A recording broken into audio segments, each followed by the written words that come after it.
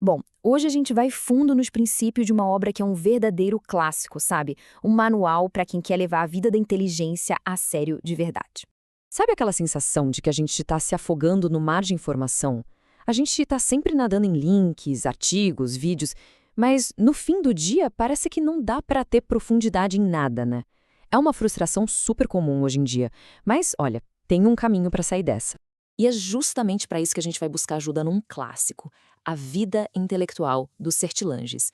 A ideia aqui é extrair os princípios de ouro desse livro para ajudar a gente a focar no que realmente importa e construir um conhecimento que seja sólido, de verdade. Então, vamos lá.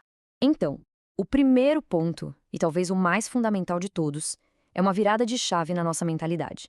Entender que a vida intelectual não é um hobby, não é uma coisinha que a gente faz quando sobra tempo. Não. É uma vocação.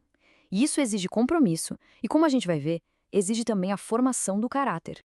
Olha só que frase forte do Sertilanges. A verdade só serve a seus escravos.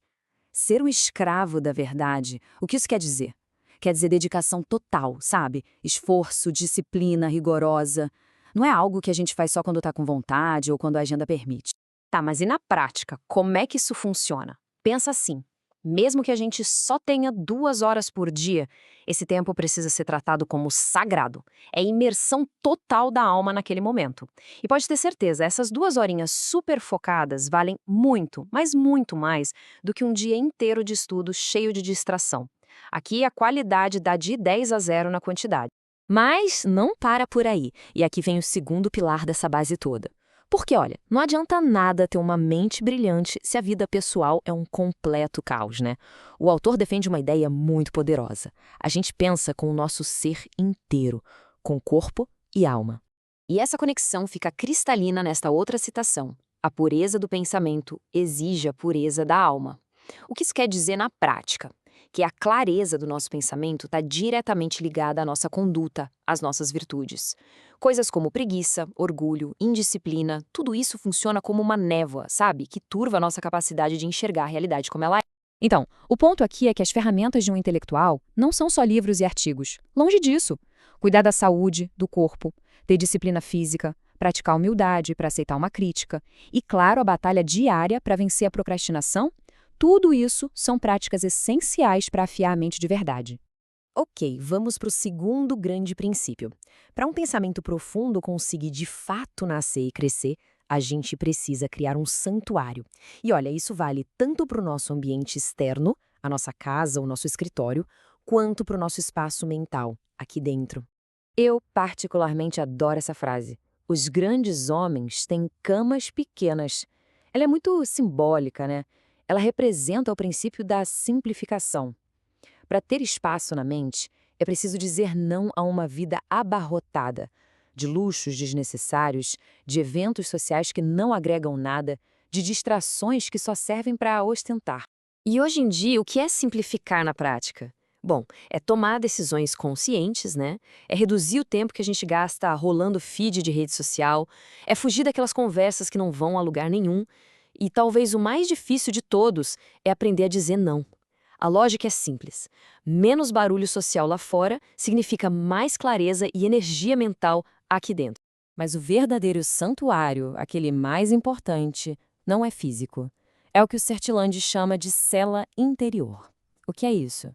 É um espaço de silêncio e foco que a gente cultiva dentro da gente e que a gente pode acessar a qualquer momento, mesmo estando no meio da maior muvuca. É a capacidade de se isolar pelo alto, como ele diz. E como é que a gente cultiva essa cela interior? Com disciplina, claro. Evitando aquela ansiedade de ter que dar opinião sobre tudo o tempo todo, sabe?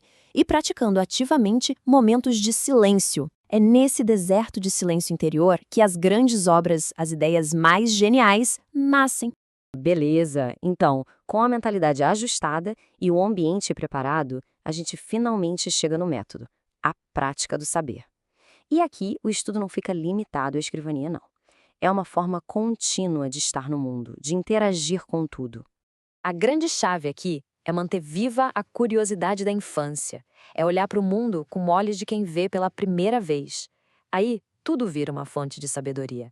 Uma conversa no café, a paisagem na janela, uma notícia no jornal. Tudo pode ter uma lição valiosa para quem sabe ver. Agora, falando especificamente da leitura, a gente tem uma escolha muito clara a fazer. De um lado, tem o que a gente pode chamar de intoxicação digital. Ler tudo por cima de forma superficial, acumular uma montanha de links e abas abertas e, no fim, só repetir a opinião dos outros. Do outro lado, tem a dieta mental. Ler pouco, mas ler bem. É escolher os gigantes, os autores que realmente importam e usar o que eles escreveram como um trampolim para o nosso próprio pensamento.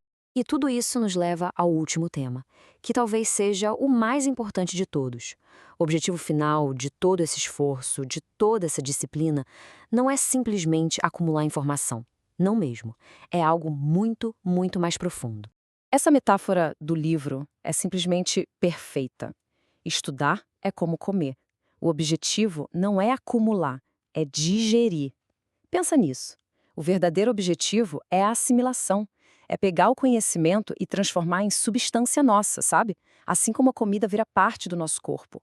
Se não rola essa digestão, o estudo, no fundo, não serviu para nada. E para ajudar esse processo de digestão, o autor dá uma dica de ouro, super prática: a memória de papel. Qual é a ideia? É simples. Não confie só na sua cabeça. Use um caderno, um sistema de fichas, um aplicativo, o que for. Organize suas anotações de forma sistemática. Isso alivia o cérebro e permite que um trabalho sólido seja construído ao longo do tempo, tijolo por tijolo. Ok, mas chegamos ao ponto final. Por que todo esse trabalho? Para que seguir um caminho tão exigente, tão difícil? A resposta é que o propósito final não é nada egoísta. Muito pelo contrário, é um ato de serviço. Pensa só, quando alguém busca a verdade com seriedade, com profundidade, essa pessoa não está iluminando só a própria vida. Ela se torna um farol, uma fonte de luz para todo mundo que está ao redor.